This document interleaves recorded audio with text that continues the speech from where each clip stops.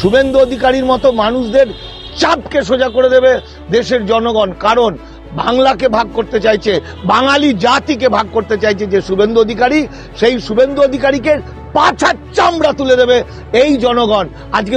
আজকের বাংলাদেশের হিন্দু মুসলমান তো মিলেমিশে একাকার, তাদের জোর করে বলছে তোরা খারাপ আছিস, তারা বলছে আমরা ভালো আছি, আমাদের কোনো প্রবলেম নেই।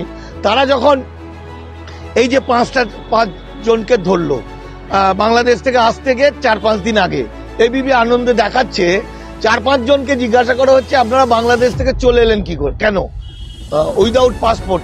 আমি তো ভাবছি ওরা বলবে মুসলমানরা মেরেছে, না ওরা কেউ বলছে আমি ডাক্তার দেখাতে, কেউ বলছে আমার জ্যাঠার বাড়ি, কেউ বলছে বেড়াতে।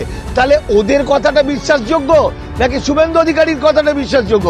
আসলে শুভেন্দু অধিকারীর মতো লোকেরা আমার বাংলাদেশের হোক আর বাংলার হোক বাঙালি জাতির সবচেয়ে শত্রু, বাঙালি জাতি এবং হিন্দুদের সমস্ত শত্রু।